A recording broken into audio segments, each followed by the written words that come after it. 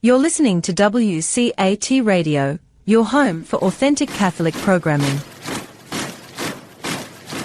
Hello, and welcome to another edition of St. Paul's Letters to America. I am your program host. My name is Gerard. This is the program that asks, hey, what if St. Paul were alive today? What would he want to tell the Americans? If he could write a letter to us here in America, what would he tell us?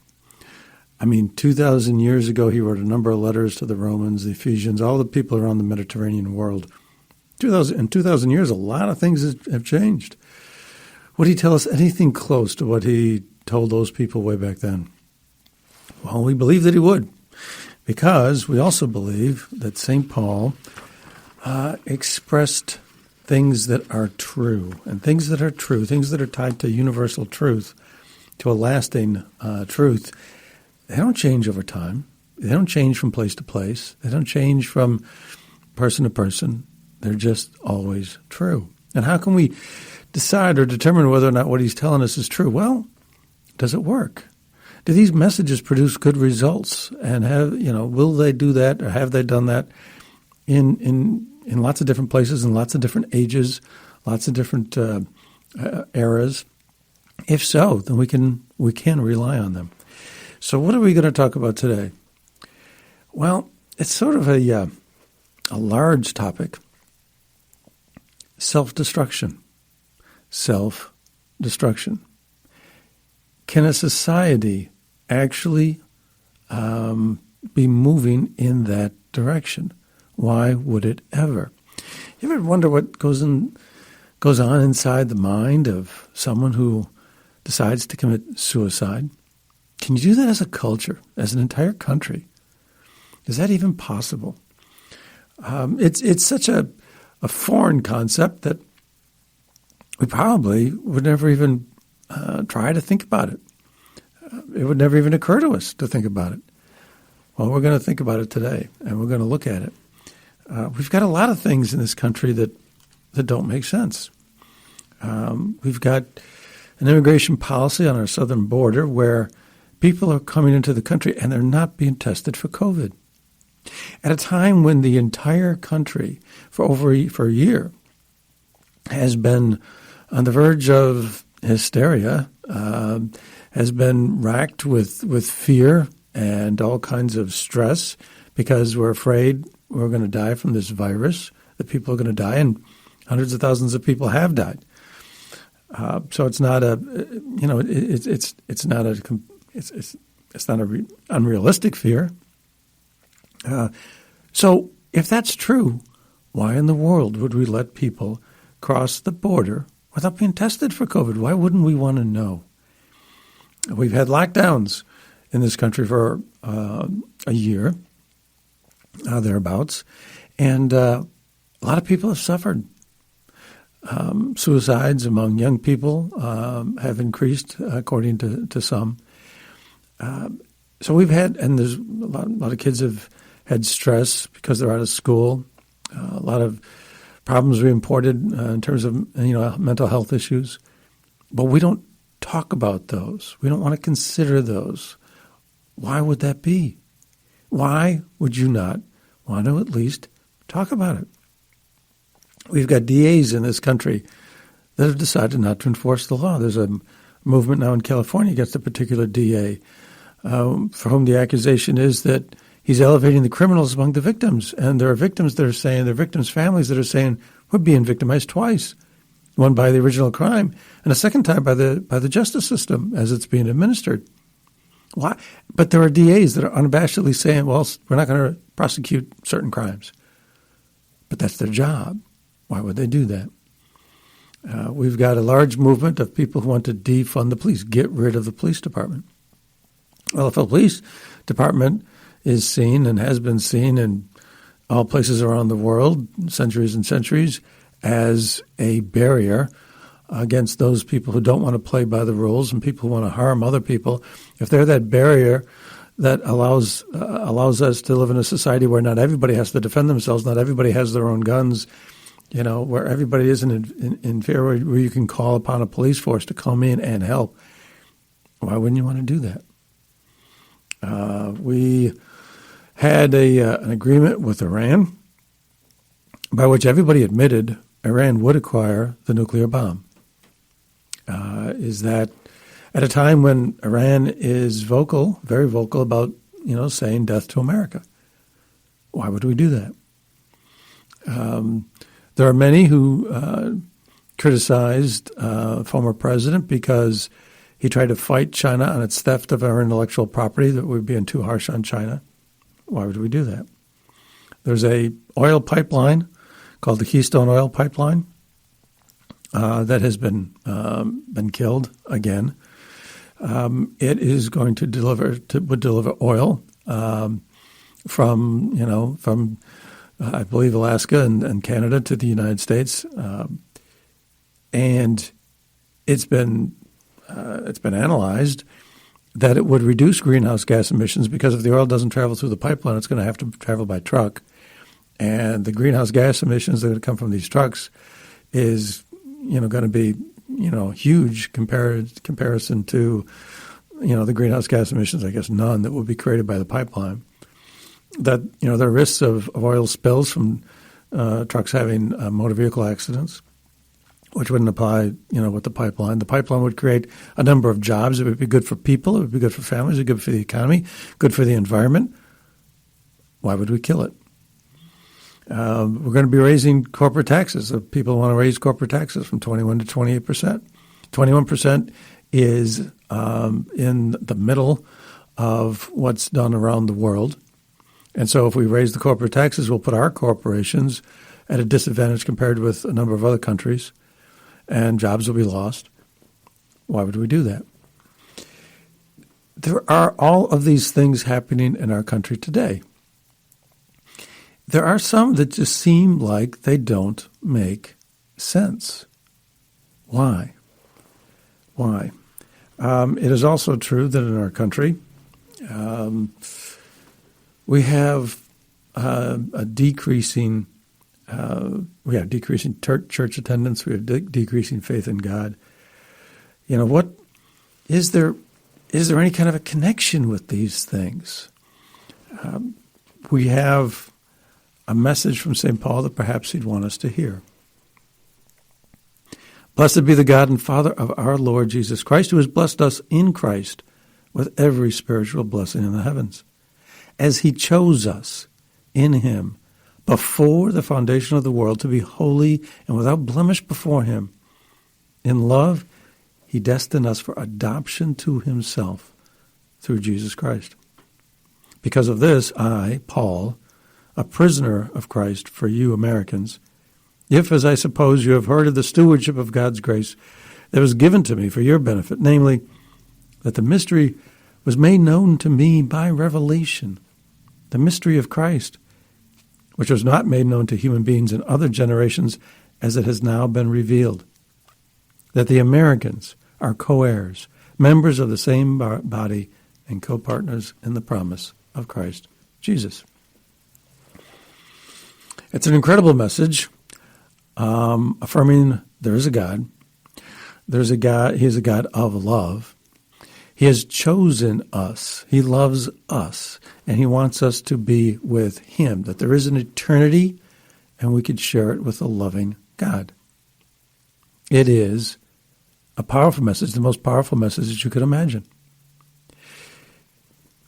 There is a loving God, and he wants us to be with him. People who exhibit self-destructive tendencies often talk about a lack of love. They don't feel loved. They don't feel connected. They're lost. They're adrift.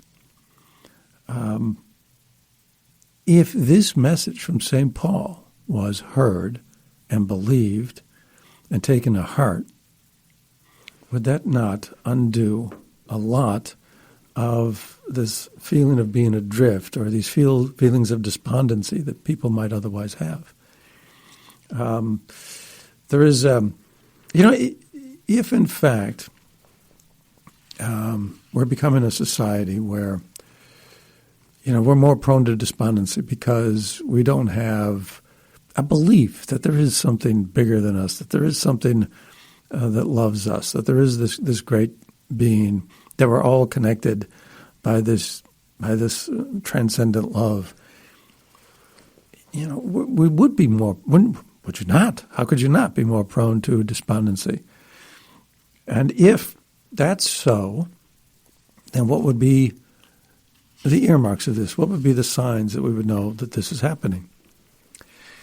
There are a lot of video games out there that put the players in the role of villains or people that are morally corrupt. Why would you do that?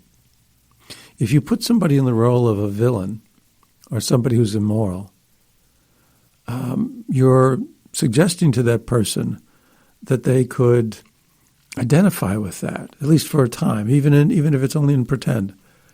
Why would you do that? And if you did that, would you ever be able to create a game where the goal of the game is for people to destroy themselves? That's a crazy concept. Could you create a game, a video game, where people would play in order to, in the game, kill themselves? There is a person, Marie Laura Ryan, who spoke about this and said this was seemingly impossible. A game like that, where the ultimate goal is to commit suicide, she said the interactors would have to be out of their minds, literally and metaphorically. You'd have people playing this game together. People playing the game together in groups of twos or threes or fours, whatever. And the object of the game was to kill yourself first. She thought this is impossible. Interactors would have to be out of their minds. Any attempt to turn empathy, which relies on mental stimulation, into first-person, generally felt emotion. In other words, if like for example, you take a character like Anna Karenina, who was in a love affair, and actually she referred to Anna Karenina herself, as well as Emma Bovary, another literary character who ended up committing suicide because of love affairs that went out of control. And these people experience empathy for others, and then sort of turned it inward, to the point where it then becomes genuinely felt emotion on their own part. She said that in the vast majority of cases would trespass the fragile boundary that separates pleasure from pain, wouldn't it? If you're so empathetic, if you feel somebody's pain to such a degree that then you take it on yourself to the point where then you commit suicide, you're trespassing, you're transgressing some boundaries for sure. Well, some people decided it'd be good exercise to try to find out if that was true. Would it be impossible to create a video game where the goal was for people to kill themselves? And would they play this game? Would they enjoy this game? If anybody could seriously enjoy that kind of a game, would perhaps they not, by some psychological definition, be mentally disturbed? And supposing you just pick some volunteers to do this, young people from our society and our culture today, people who have been brought up in what our society preaches, if they could enjoy such a game, even to some degree, would it not say something about what they're being taught? Well, this is not news. There was a test that was actually done about this. It was back up 15 years ago in 2006. It was done at the Parsons School of Design. And they did this game experiment where to successfully commit suicide, the players must drink poison twice and stab themselves twice with objects that they could acquire through the game. Failing to complete the game goal within the allotted time will lead to a message that the player has survived. They lost. It was not an extensive study. They only took 6 volunteers, but interesting nonetheless. They divided them into 3 teams. They were observed while they were playing the game, and then there were post-game interviews that were conducted. The results of the test were as follows. All teams initially expressed surprise when they found out the goal of the game. But then they became focused on the task itself. You just get lost in the game, I suppose. But then during these post-game interviews, they were asked, for example, how did it feel having to kill yourself in the game? Did it make the game exciting, uncomfortable, in a good way, in a bad way? One person responded, satisfying. Not uncomfortable, because it was so cartoony.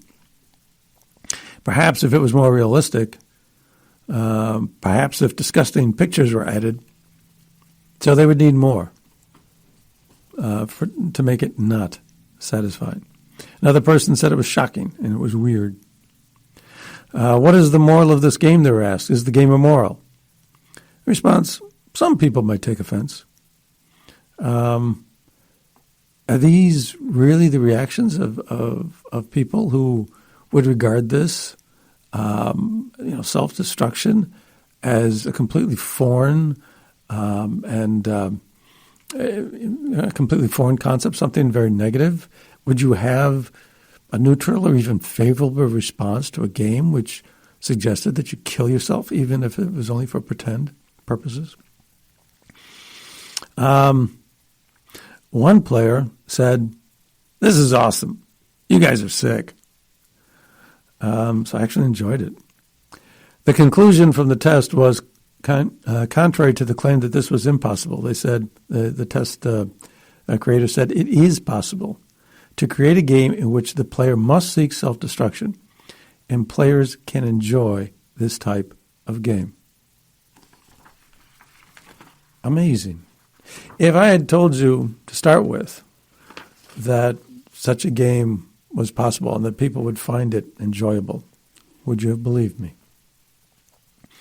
Back in 1981, the Kinks did a song called Destroyer, and it was all about paranoia. Paranoia was the destroyer, or so goes the refrain. It's about a man who gets involved with a woman. She says, hey, man, there's really something wrong with you. One day you're going to self-destruct. You're up, you're down. I can't work you out. You get a good thing going, then you blow yourself out. She tells him, silly boy.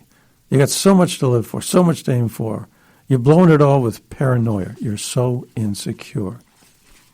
That's part of that song. Is that? So mental health issues. Back in 1981, mental health issues, which means it's really on an individual level. It's on an individual level, and then so you go see a psychiatrist. You could be treated. Has it changed? We've got 2 generations since then. Has it changed in the meantime? There's a very popular singer up in Canada. Her name is Marina Lynn. She wrote a song, This is What Self-Destruction Feels Like. What a wild title for a song. She proceeds to describe what self-destruction feels like. She wants everybody to know. She says, the lyrics of the song, I don't know how and what to feel. Keeping busy, it does the job, but it doesn't heal. My mind is afire. I'm burning love away. It's getting harder to feel. People tell her you need to take care of yourself, but they don't know how it feels. I feel numb. I'll wait for the waves to leave and come. I think I'm breaking. I'm a mess in the making. I got secrets I can't confess. Don't say you love me, because I don't understand those words. I'm holding on a tightrope, and I know I'm not coming home. Is this isolated? Is this like the person in the Kinks song, somebody just a paranoid, somebody who's just, one of the few that are really that mentally ill? It was amazing to me. I did some online searches for songs about self-destruction. I've done that before. Try to find current popular music on various topics. This was by far and away the biggest response that I've got. I mean, there are so many different songs about self-destruction, about suicide, about people trying to destroy themselves. You know, back in 1981 when the Kinks did their song, I would venture to say that it was, you know, not a common song theme. Now, if you look for songs on it, you'll find a rash of them. Does it say something about who we are, what we're teaching ourselves? There's a musical genre called trap music. Trap music is, trap refers to a place where drugs are sold illegally. It's a combination of rap and heavy metal. It's also referred to as scream rap. But it's very popular. I believe it dominates. It's consistently dominating the Billboard Hot 100 with a number of number one hits. And there's a group called Becco who put out a song, Self-Destruction. Some of the lyrics. In blood we got the sickness, because we cherish and pray to God without knowing his name. Because we're losing humanity for a little bit of fame. We're believing everything they tell us is true. Unholy bold, expletive deleted. It's a blessing. I crucify all of you. We're going to drown, going to drown, going to drown. I cannot hate you all. That Gucci mask isn't going to save you from coronavirus, but you're going to look so sick when you die. Pretty funny life. This is our self-destruction. Upside down cross in the sky. No bones about it. They're saying, we've got no religion. Upside down cross in the sky. I crucify all of you. He's angry. You know, they're angry, upset. We're praying to God without knowing his name. We don't know God anymore. This is in, you know, the creative soul is the one that expresses things in a culture before the rest of the culture catches on or starts to express it themselves. This person, you know, this group is crying out, self-destruction. We don't know God anymore.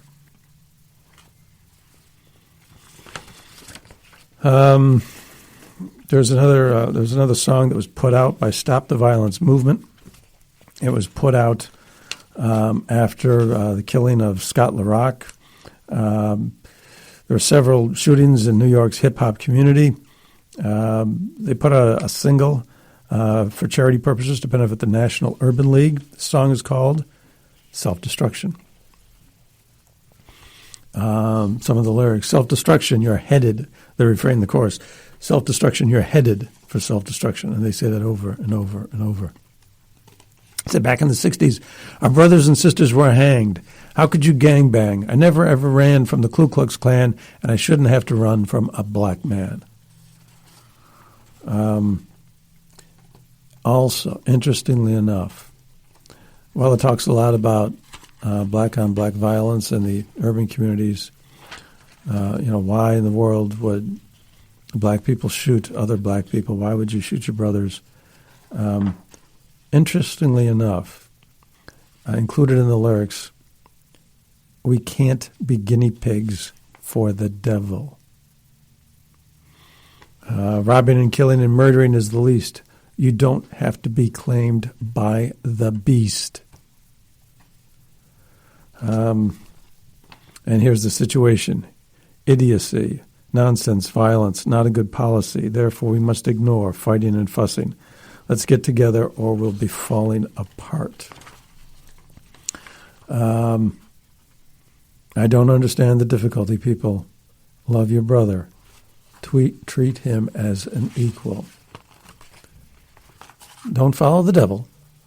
Instead, follow the golden rule, the Christian model. Another creative voice, a group of creative voices, crying out. Are they crying in the wilderness? People are destroying each. There's a feeling out there of self-destruction. That, people see it, they feel it, they are now, and they're challenging it. They're crying out for help. Is anybody listening? Do we even think about it? Do we even notice that it's happening? With all these lockdowns, suicide rate among young people have gone up. And for many years now, the suicide rate among young people has been higher than it was in prior generations. We've got young people suffering stress and anxiety in proportions that are completely out of whack with what were felt by prior generations. Why? What do they sense is wrong? They talk about feeling adrift. What do they have to cling on to anymore? What are we teaching them? There's no God. There's no family. You can't even be sure of your own gender. What's to cling on to?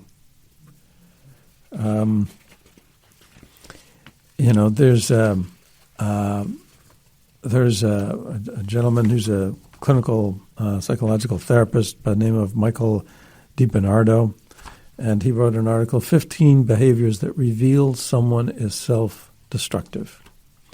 And among the behaviors that he noted, among people that he's seen with self-destructive tendencies, were negative thoughts. People who have frequent negative thoughts usually suffer from a lack of control over emotions. They have, it's a self-destructive, it's a self-destructive tendency. Frequent negative thoughts. If you think badly about yourself enough, do you get to the point where you don't deserve to live, you don't want to live? If you yourself are bad, why would you want to live with yourself? And we're told, as a country, we're bad. Ever since the 1960s, there's been an anti-America current in the country. There's a large segment of the country that doesn't like the country. Well, who is the country? We are the country. We don't like us. Now, the idea is, we got to change us. But in the meantime, we're just flooded with the fact that we're bad. Well, no doubt there's parts of this country, there's elements of us that are bad, just like there's elements of each individual person that are bad or not good or not as good as we want. That doesn't mean we're all bad. But if the focus is on the bad, then do we begin to form a picture of ourselves that is mostly bad? And what does that do? It's interesting. Recently there was a summit in Alaska. Now, I know we're taking individual things, we're trying to graft them onto a society as a whole. And some people may say, that's overdoing it. But ask yourselves, does any of this raise at least questions in your mind? What's our view of ourselves versus other people? Recently, there was a summit in Alaska. The Secretary of State, the new Secretary of State for the United States, was there. The second highest person in terms of our foreign policy, our relations with other countries, in terms of our place in the world. Second highest man in charge of that, our Secretary of State, was at this summit. This is an important summit. China had its highest diplomat in the country, the counterpart to our Secretary of State. He was at the summit. This is a high-level summit. It was supposed to pave the way for a summit later this year between our president and the Prime Minister of China. And what happened? Well, there was an agreement that opening statements were supposed to be limited to 2 minutes. They're supposed to be brief, just to get the summit going. Well, the Chinese diplomat, Yang Yiqi, took 16 minutes. He spent all of it berating the United States. He said, we were the champion of cyber attacks. He said we had a history of killing black people, and we had deep-rooting human rights problems, and he went on and on and on. Criticized the United States. Now, this is supposed to be a summit where you're looking for ways to perhaps engender improved relations, maybe some kind of a framework where you can work together. That's an odd way to start it off. And he concluded with this, quote, "So let me state here, in front of the Chinese side, the United States does not qualify to lecture China from a position of strength." What does that mean? We're not in their league. We are a weak nation. We cannot take positions from any kind of a position of strength. Now, China is the one that is imprisoning, killing thousands, millions of Muslims. They are perpetrating severe oppression against Catholics and Christians in their country. They're a totalitarian state. People don't have freedom. And yet they are telling us that we are the bad ones and that we are no longer strong enough to even tell them or even complain about these abuses, these atrocities being committed in China. So, I mean, that's a dramatic statement. We're a weak country. For the highest-ranking diplomat of one country to tell that to another country, and the other country to be the U.S., that's brazen. That's very brazen. Well, what do you think the response was from the U.S. side? Our Secretary of State, Tony Blinken, said, quote, "We make mistakes. We have reversals. We take step backs. But what we've done throughout our history is to confront these challenges." Close quote. He admitted it. He was defensive, apologetic even. How do you look at yourself as a country? Do we like ourselves? Do we think we're good? Do we believe that we're a country that has ingrained into our laws that everybody has freedom, that every single person is important to the extent that there could be a case in a United States court where, it's a one individual against the entire United States government, and that one individual could win. That is impossible in China. Each individual person is important. Mr. Blinken certainly thinks so. We make mistakes, but we do it better. It used to be legal that you could own other people. We suffered mightily over that, but we got rid of it. As he said, we make mistakes and we get better. If you're a totalitarian state, you never do that. So he thinks we're better. But what did he say? What did he say? We make mistakes. Yeah. But don't the Chinese make mistakes? How? It's not so important. The argument is to, if our country is better than China, that's not the point here. It's what is your own outlook? What's your own perspective on your country? Do you engage in negative thoughts? Some of these other behaviors that were noted by this clinical therapist, feeling sorry for oneself. Well, it's been said we have a victim culture. We tell everybody else you're a victim. We've reported on this program recent episodes where children who come from millionaire families are told they're victims. One person in a high school, well-to-do high school, well, I'm a victim.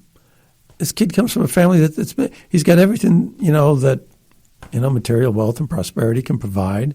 He's going to an exclusive school, and he believes that he's oppressed because of his skin color. He's a victim. He's oppressed. If he's a victim, every single one of us is a victim. He was asked, well, why do you feel it? What has anybody done to you? And his response was, my color. I was born this way. It's not that anybody did anything to him. but just simply he was a victim simply because of his color. We live in we have a victim culture. You're supposed to be a victim. What about another characteristic that was noted? Isolation, separating oneself from others. Self-destructive people do that. We've just had lockdowns, massive lockdowns in this country.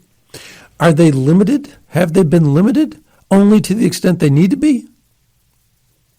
Do you have churches limited to 10 people, and when in fact there's no science that supports the actual need for that? We have churches limited to 10 people when Walmarts can be open with hugely higher numbers. It doesn't make sense. It doesn't make sense. But there are some people that want to isolate other people. We've had schools that have been closed for so long, and yet children are supposed to be the one group in our society that is almost immune from the coronavirus risk.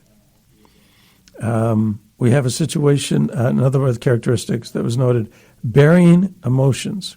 Society encourages us, writes this therapist, to put on a mask and pretend. Interesting choice of words. Anyways, burying our emotions. What is the single most powerful emotion? Is it hatred? Or is it love? Is it, in fact, love? What has the power to heal? What has the power to change? Hatred. What has the power to make a person feel like their life has meaning, their life is fulfilled? What has the power to make them feel like they can go on? What can give them strength? Love. With divorce, we're breaking, with no-fault divorce that began 50 years ago, in terms of, having wide acceptance. We're telling couples that the bond of love between a husband and a wife can easily be severed. Now with a lot of movements nowadays where the family is being denigrated, there's a popular movement right now that announced that its design was the destruction of the nuclear family. What are these things telling people? That, I'm sure the proponents of these causes would say, sure, there can be love. Yes, and we all want love. But what are they saying? They're saying, don't believe in permanent love. Don't believe in love that's going to be there no matter what. This love can be severed. This love can be broken. And then you got to go look for new love. Well, that's destabilizing.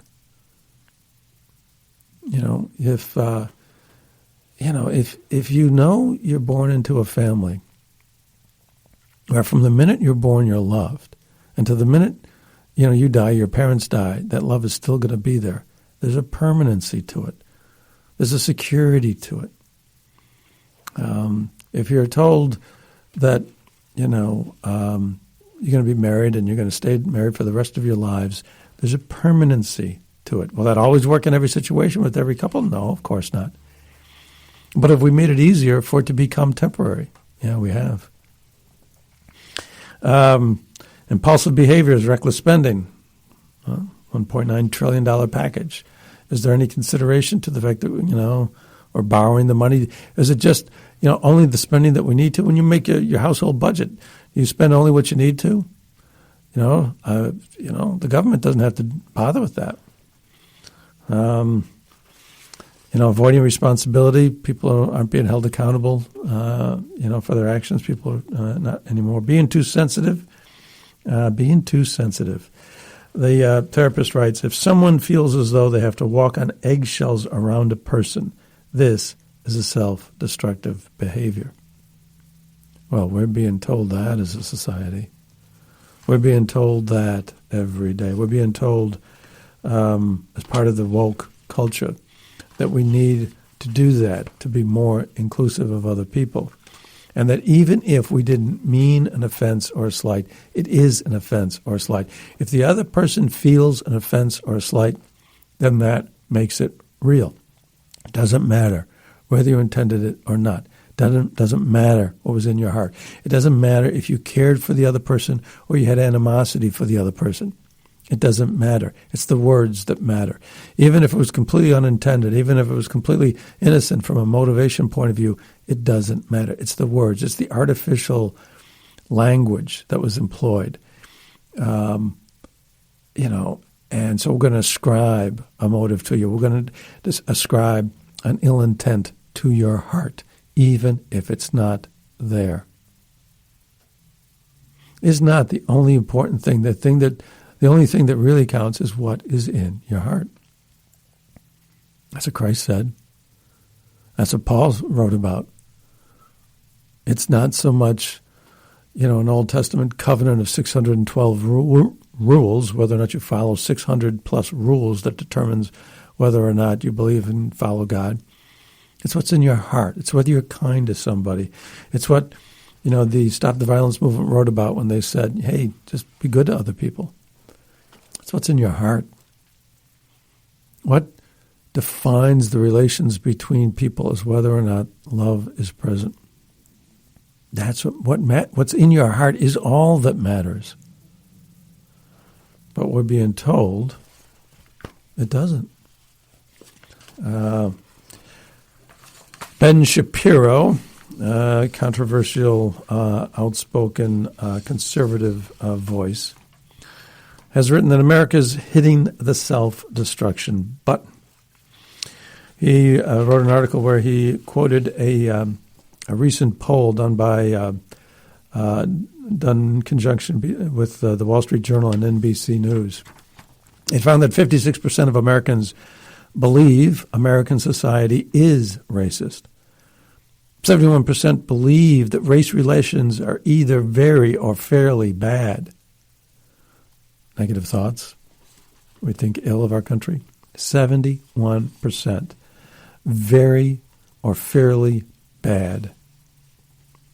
65% of Black Americans say that discrimination is built into American society. The country is bad. Swedish economists, note Mr. Shapiro, from World Values, according to them, America is one of the most racially tolerant countries on the planet. We only have racially discriminatory laws that punish discrimination, not laws that actually promote it, as some other countries do. In America's largest cities, police forces are either majority, minority, or nearly so. In other words, in our largest American cities, our police forces are either mostly made up of minority populations or nearly so. They're either 51% or close to, or above, or close to that, which is much higher than the population at large. Would discrimination against minorities be built into a system where that takes place? Is there discrimination? Sure. Is it as bad as we're being told?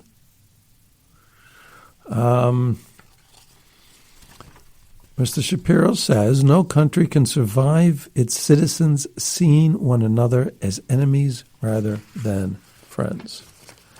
Abraham Lincoln, quoting the Bible, talked about a country can't long survive if it's divided within itself.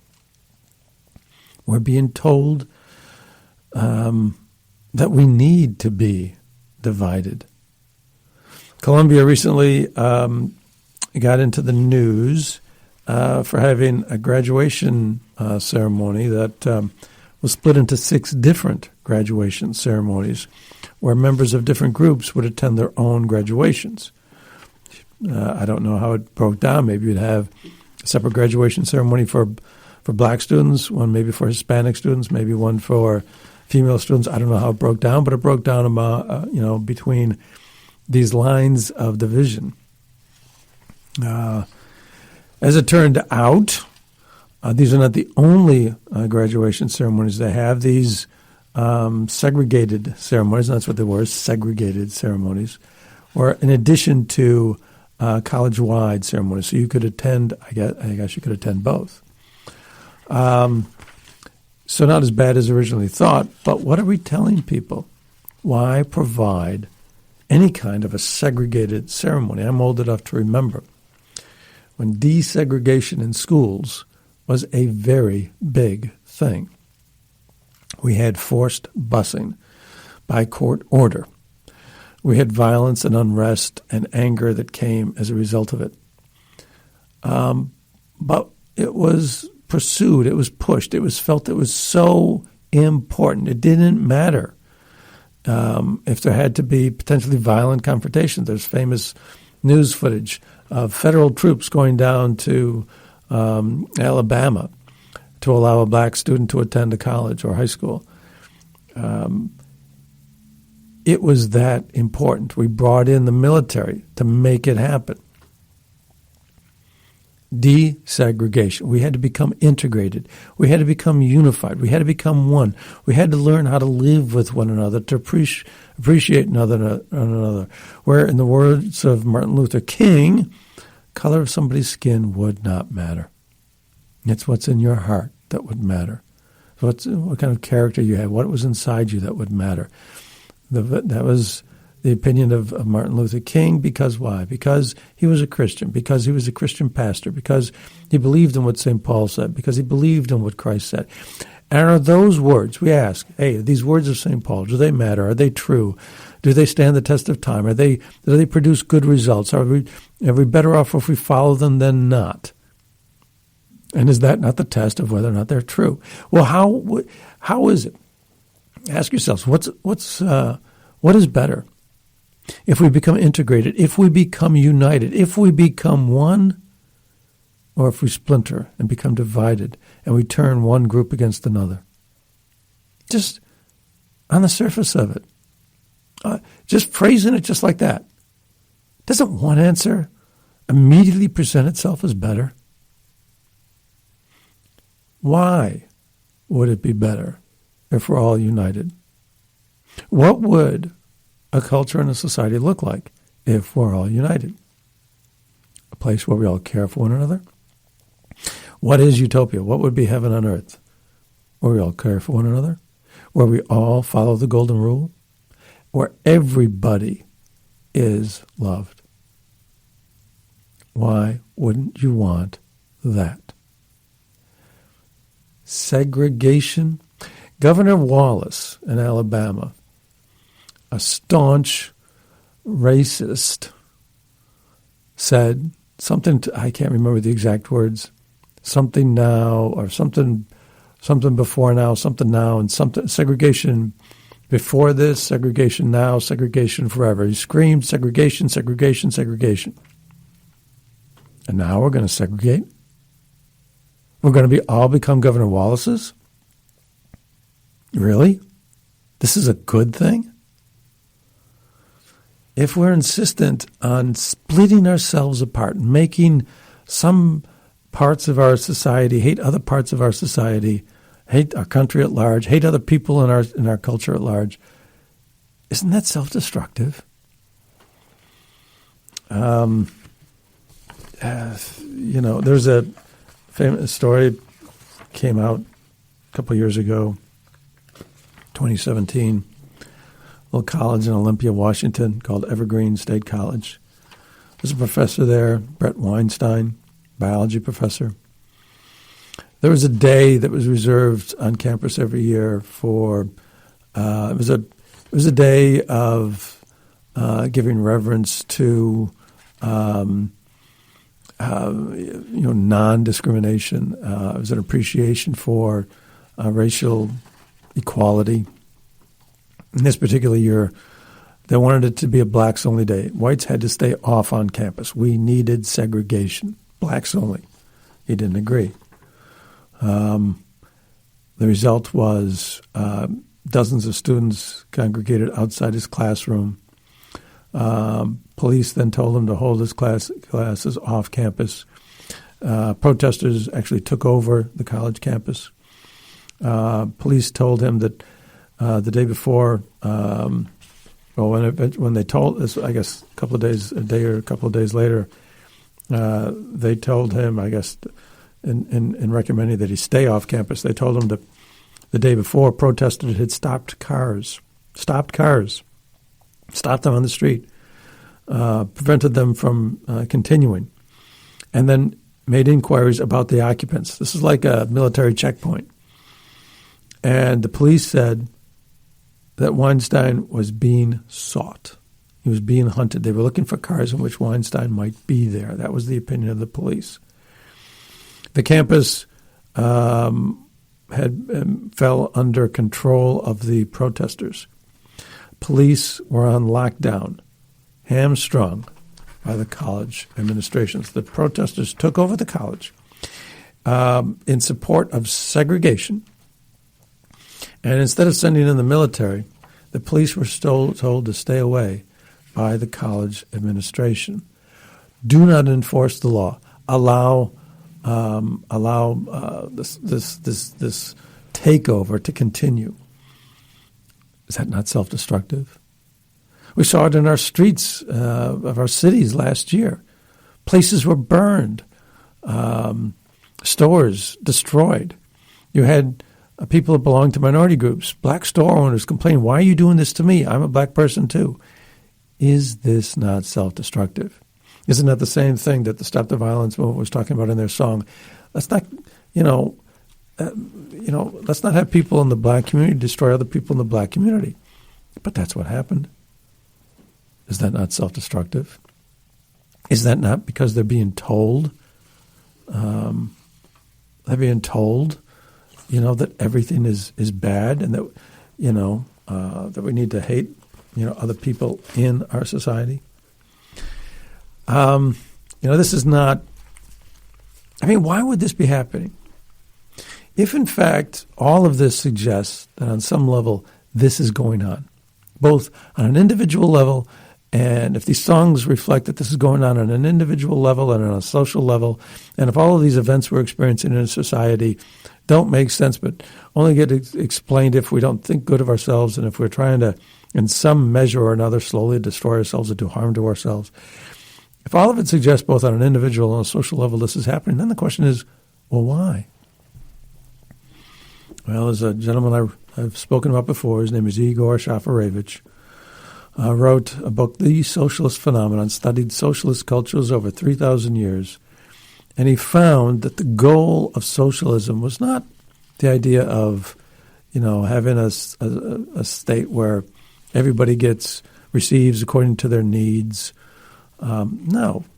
What he found was that the goal was self-destruction. It seems incredible.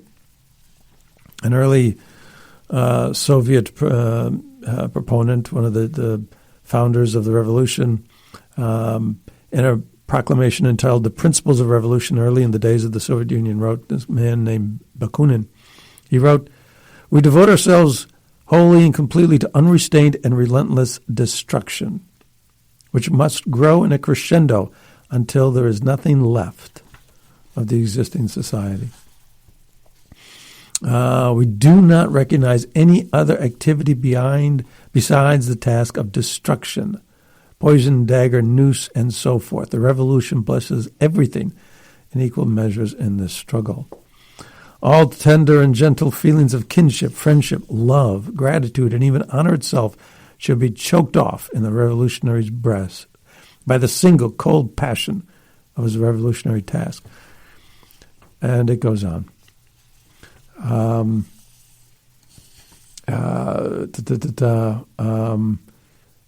Engels wrote about this as well.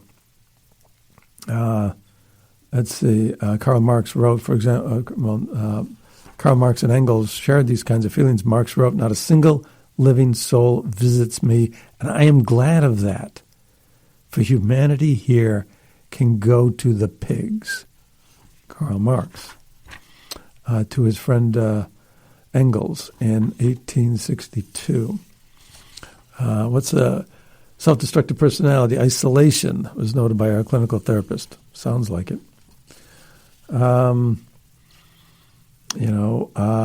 Engels wrote about this. "The denial of life is innate to life itself," he wrote, "so that life is always seen in relation to the inevitable result that is inevitably part of it from the beginning, death.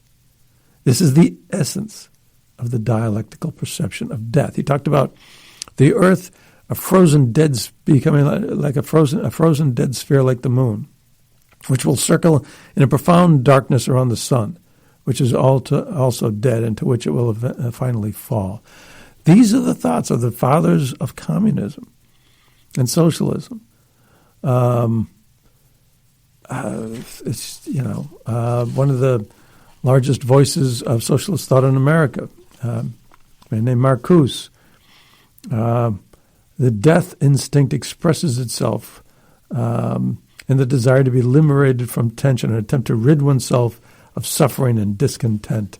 The death instinct. The death instinct.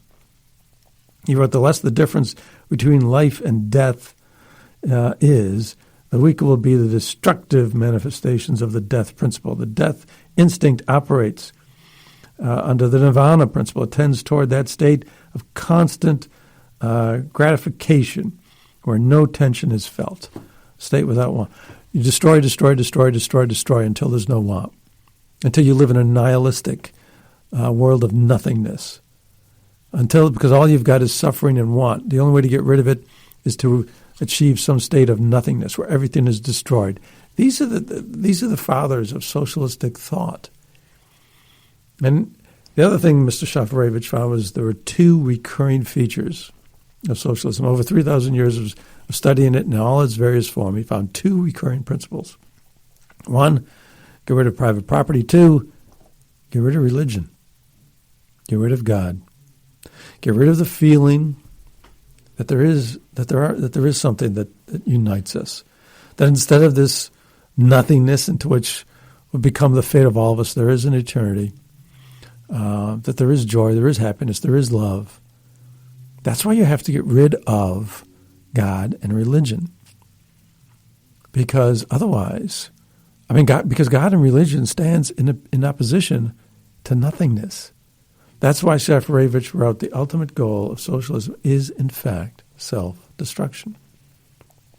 So if there are voices in our society today that tell us the country is bad, we need to become more divided, that we have to do things that don't make sense, that only hurt ourselves, then if that's the case, then perhaps we should remember the writings of St. Paul, who said, we have been blessed before the foundation of the world because there is a loving God, and he chose us for adoption to himself.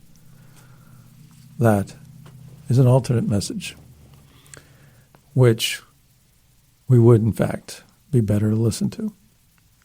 Well, this has been another edition of St. Paul's Letters to America. We hope it's been provocative. We hope it's been interesting. We hope you join us again. Until the next time, God bless. Hello, God's beloved. I'm Annabelle Mosley, author, professor of theology, and host of Then Sings My Soul and Destination Sainthood on WCAT Radio. I invite you to listen in and find inspiration along this sacred journey we're traveling together to make our lives a masterpiece and, with God's grace, become saints. Join me, Annabelle Mosley, for Then Sings My Soul and Destination Sainthood on WCAT Radio. God bless you. Remember, you're never alone. God is always with you.